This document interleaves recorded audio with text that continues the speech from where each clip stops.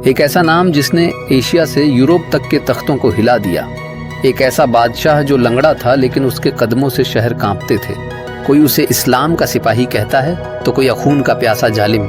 लेकिन सच्चाई क्या है? आइए सुनते हैं तैमूर लंग की असली कहानी, सच के आईने में, बिना किसी चकाचौंध के।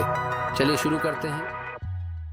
तैमूर का जन्म 1336 में हुआ, समरकंद के पास केश, आज का शाहरी सब्ज उज्बेकिस्तान में। वो बरलास कबीले का था, एक तुर्क मंगोल नस्ल का इस्लामी कबीला। तैमूर का नाम मतलब है लोहे जैसा मजबूत। एक युद्ध में पैर में चोट लगने के बाद दुश्मन उसे तैमूर लंग यानी लंगड़ा तैमूर बुलाने लगे। बचपन से ही तैमूर ने तलवारबाजी, घुड़सवारी और युद्ध नीति सीख ली थी, लेकिन उसके पास सिर्फ ताकत नहीं, अक्ल भी थी। वो जानता था कि दुनिया जीतने के लिए दिमाग और तलवार दोनों चाहिए। 7वें दशक में तैमूर ने अपने कबीले और आसपास के इलाकों पर कब्जा शुरू किया। शुरू में वो छोटे सरदारों के साथ काम करता था, लेकिन धीरे धीरे उन्हें हटाकर खुद सत्ता में आ गया। वो खुद को चंगेज खान का वारिस मानता था, लेकिन उसकी सीधी नस्ल से नहीं था। इसलिए उसने चगाताई वंश के नाम पर राज किया, अपनी शादी एक चंगेजिद खातून से की और अपने ससुर को नाम का शासक बना दिया। असली ताकत खुद रखी। तैमूर का मकसद था एक इस्लामी सत्ता के नीचे दुनिया को एकजुट करना। उसने खुरासान, ईरान, अफगानिस्तान और सेंट्रल एशिया के शहरों को जीता। हर जगह युद्ध, कत्लेआम, लेकिन साथ ही निर्माण भी।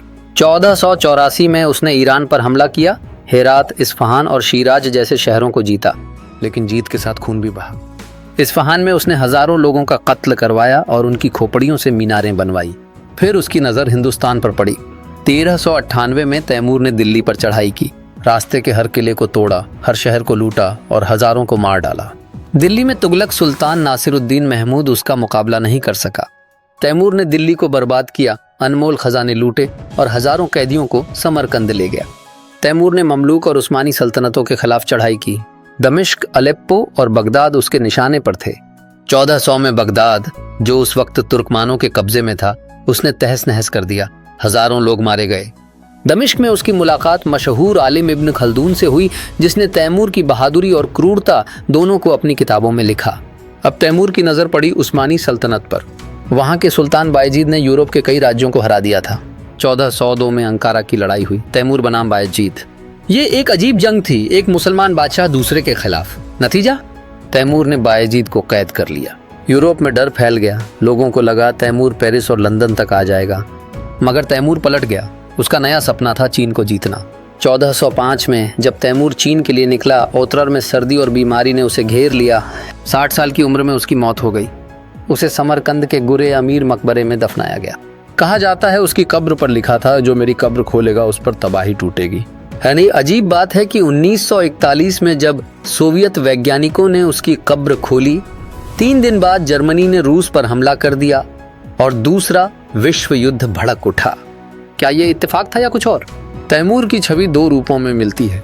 कुछ लोग उसे इस्लाम का झंडा बरदार कहते हैं, जिसने मदरसे बनवाए, मस्जिदें बनाई और समरकंद को इल्म फन का मरकज बनाया। उसके दौर में रेगिस्तान जैसी शानदार इमारतें भी बनी। दूसरी तरफ उसके हाथों लाखों बेगुनाहों का खून बहा।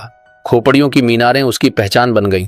असल में तैमूर वो था जो अपनी सोच को सही मानता था, चाहे उसके लिए लाशों का ढेर क्यों न बनाना पड़े।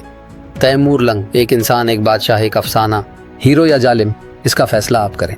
क्या वो इस्लाम का रक्षक था या इंसानियत का दुश्मन? नीचे कमेंट में अपनी राय जरूर दीजिए।